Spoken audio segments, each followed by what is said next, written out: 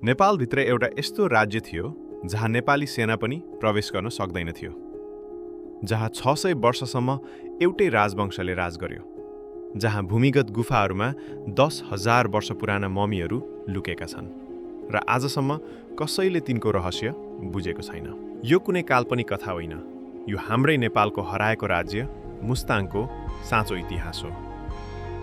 सन् 1380 को कुरा हो। हिमालयको काखमा तिब्बत र नेपालको सिमानामा एउटा योद्धाले आफ्नो तरबार गाड्यो र भन्यो, यो भूमि अब मेरो राज्य हो। उनको नाम थियो आमे पाल। उनले स्थापना गरे लो राज्य।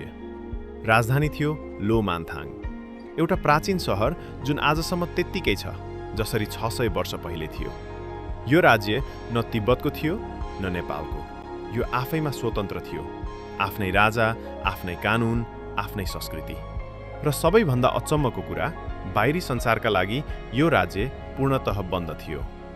950 देखि 1992 सम्म 42 वर्षसम्म कुनै पनि विदेशी नागरिकलाई मुस्ताङ प्रवेश गर्न अनुमति थिएन।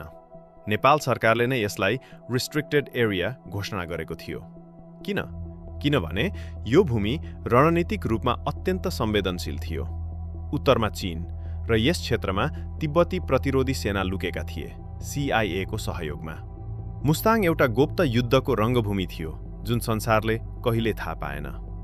तर मुस्ताङको सबैभन्दा ठूलो रहस्य भूराजनीति होइन, त्यो रहस्य लुकेको छ हिमालयको भित्री भागमा हावाले काटेका चट्टानहरूमा। गुफाहरूको रहस्य।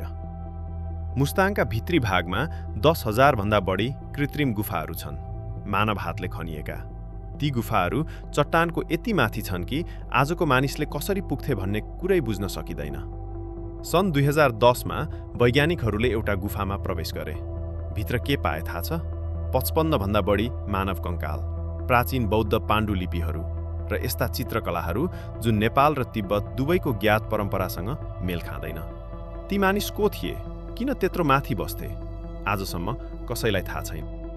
सन् 2008 नेपालमा राजतन्त्र समाप्त भयो, तर मुस्ताङमा अझै एउटा राजा थिए, जिग्मे दोर्जे पालबार बिस्ता। उनको परिवारले 600 वर्षदेखि यो भूमिमाथि राज गर्दै आएको थियो। नेपाल सरकारले आदेश दियो, राजतन्त्र समाप्त, राजाको ताज र राजसी चिन्हहरू बुझाउनुस्। त्यो दिन जिग्मे दोर्जेले आफ्नो पुर्खाको मुकुट हातमा लिए र रोए। 600 वर्षको राज्य एउटा सरकारी कागजले समाप्त गरिदियो। उनी आजसम्म जीवित छन्। उनी अझै लो मान्थाङमा बस्छन्, राजाको दर्जा बिना, तर जनताको मनमा अझै राजा। आज मुस्ताङ खुला छ पर्यटकका लागि, तर एउटा तीतो सत्य छ, त्यहाँका युवाहरू काठमाडौँ र विदेश पलायन भइरहेका छन्। लो मान्थाङको जनसङ्ख्या घट्दैछ। ती प्राचीन गुफाहरू र मन्दिरहरू बिस्तारै नष्ट हुँदैछन्। एउटा सभ्यता जुन 10,000 वर्षदेखि जीवित थियो हाम्रै आँखा अगाडि हराउँदैछ र हामीलाई थाहा समेत छैन। मुस्ताङको यो इतिहास हाम्रो हो, यो गर्वको कुरा हो। तर यदि हामीले बोलेनौँ, लेखेनौँ, देखाएनौँ भने यो इतिहास हाम्रा बच्चाहरूले थाहा पाउने छैनन्। तपाईलाई के लाग्यो? मुस्ताङका ती गुफाहरूमा साँच्चीकै के थियो? कमेन्टमा लेख्नुहोस् र यो भिडियो आफ्ना साथीहरूलाई सेयर गर्नुहोस्, किनभने यो कथा सबैले सुन्नुपर्छ।